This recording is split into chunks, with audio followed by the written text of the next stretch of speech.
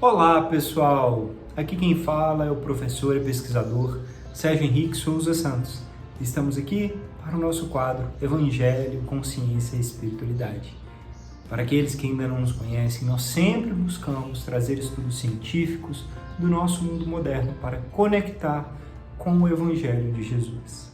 Hoje nós vamos falar um pouco sobre conversão e bênçãos através de nosso autoaperfeiçoamento. Para iniciarmos, façamos a nossa prece de abertura. Senhor Deus, nosso Pai, nossa luz, abençoe e ilumine para que consigamos aprender com a inspiração de mais alto, fazendo o que nos cabe, para crescermos, nos melhorarmos, auxiliando e levando a Tua luz aonde formos. Que assim seja. Muito bem, para iniciarmos as reflexões de hoje, vamos ler o Evangelho de Jesus Cristo segundo Lucas, comentado por Emmanuel e psicografado por Chico Xavier. E o tópico de hoje é Lucas, capítulo 22, versículo 32. Eu, porém, roguei por ti, para que não cesse a tua fé, e tu, quando voltares, apoia os teus irmãos. Conversão. Não é tão fácil a conversão do homem quanto afirmam os portadores de convicções apressadas.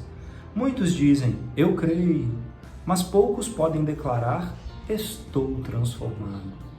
As palavras do Mestre a Simão Pedro são muito simbólicas.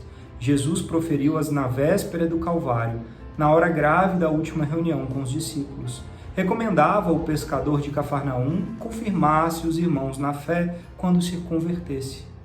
Acresce notar que Pedro sempre foi o seu mais ativo companheiro de apostolado. O mestre preferia sempre a sua casa singela para exercer o divino ministério do amor. Durante 3 anos sucessivos, Simão presenciou acontecimentos assombrosos. Viu leprosos limpos, cegos que voltaram a ver, loucos que recuperaram a razão. Deslumbrara-se com a visão do Messias transfigurado no Tabor.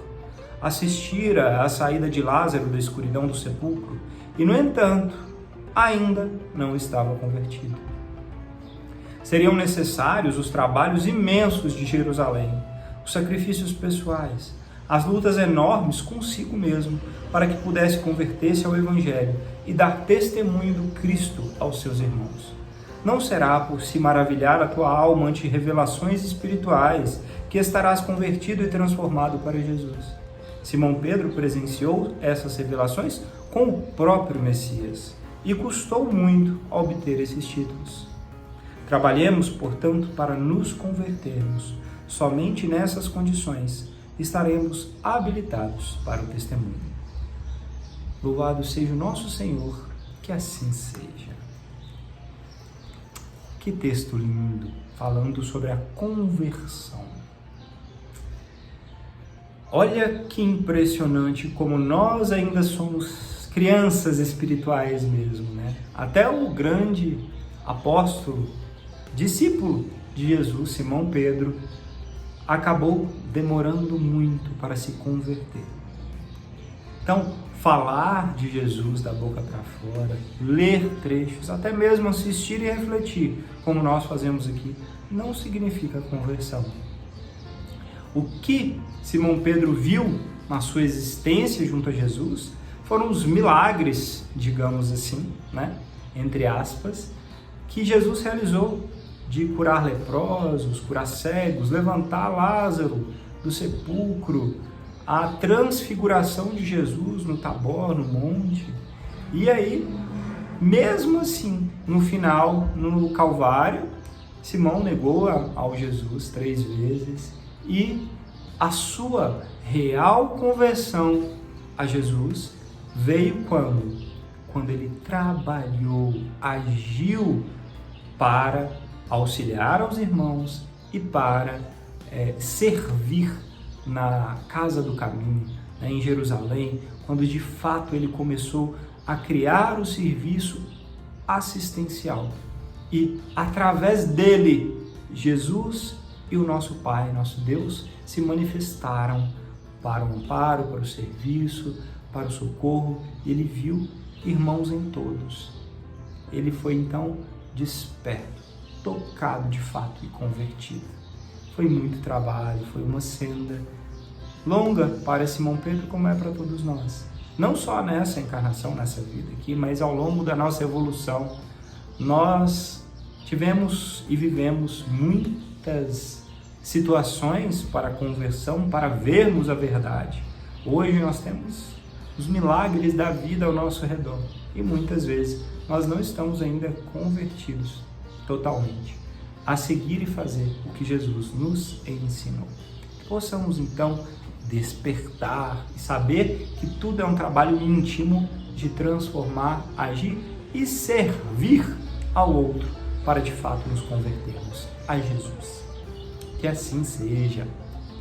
E dentro desse contexto, nós trouxemos o nosso belo livro No Portal da Luz, ditado por Emmanuel e psicografado por Chico Xavier. E o tópico de hoje é Fenômenos e Bênçãos. Emprega-te a compreender e servir. Examina a tua convicção começante. Se ela nasceu de fenômenos que te impressionaram a mente ou de benefícios que colhestes, agradece ao concurso daqueles que te moveram à luz, mas não permaneças indefinidamente na ofuscação que te imobiliza no louvor admirativo, qual se te demorasse sobre o efeito de uma longa hipnose. A natureza, em todas as plagas do universo, é um conjunto de fenômenos e bênçãos que nos desafiam o poder do estudo e a capacidade da gratidão. O Sol é um espetáculo constante de inteligência divina, onde os olhos da humanidade terrestre, que muito de longe em longe, se lembra disso. A fonte é uma ocorrência de materialização das mais belas, sustentando o hálito das criaturas por saciar-lhes a sede, sem que com isso, habitualmente, as comova. Emprega-te a compreender e servir. Entrega os enigmas do planeta aos cuidados da ciência que os delineará na hora precisa e medita no fenômeno da tua própria individualidade. Meçamos a nossa pequenez ante a grandeza da vida. Vejamo-nos quais somos. Não exagerar as nossas possíveis qualidades, mas valorizar o tempo de desenvolvê-las. Não esmorecer à frente de nossos defeitos, mas subjugá-los com paciência, diminuindo-lhes a força cada vez mais, até que possamos suprimi-los por fim. Imprescindível não esquecer que todo fenômeno é passível de dúvida, como recurso mutável e periférico. Somente o espírito amealha valores imperecíveis. Que assim seja. Que texto bonito que Emmanuel nos traz para complementar esse evangelho. Nós que lidamos com a espiritualidade, muitas vezes, vemos fenômenos incríveis. Pessoas que são completamente transfiguradas, curadas. Vemos, às vezes, informações trazidas de pessoas que já passaram para a vida espiritual, não estão mais aqui no corpo, e que só essas pessoas poderiam saber. Quantas e quantos milagres também são vistos em todas as religiões, no mundo e na existência do nosso planeta. Em diversas situações nós ouvimos falar de milagres e situações que não são explicáveis pela ciência moderna. Isso são fenômenos, assim como Jesus criou vários fenômenos de cura no tempo, e nós acabamos de refletir sobre a vivência de Pedro sobre isso. Nós podemos ver milagres e situações inexplicáveis, mas essas situações inexplicáveis estão ao nosso derredor todo dia. O nosso ar respirado, o sol, a água que corre, a nossa saúde, o funcionamento do nosso cérebro, do corpo, a conexão com a nossa alma, tudo isso são fenômenos incríveis. E nós nem sabemos dar o valor e apreciar e reconhecer como fenômenos incríveis. Então, como nós acabamos de refletir, não adianta nada todos os fenômenos se nós não estamos aptos a fazer a nossa parte de esforço para ver e perceber a Deus através de nossas ações, auxiliando, servindo e trabalhando por nós e pelos outros, pelos que nos rodeiam. Aí sim, com esforço, trabalho, autoaperfeiçoamento, quando nós nos esforçamos para nos melhorarmos com ações e não só através de palavras e de ver maravilhas, entre aspas, aí sim, o autoaperfeiçoamento nos transforma e nos converte de verdade em reais cristãos que devemos ser. Seguir o exemplo de Jesus. Possamos todos, com a graça de Deus e dos bons anjos, nos melhorarmos e nos convertermos de verdade.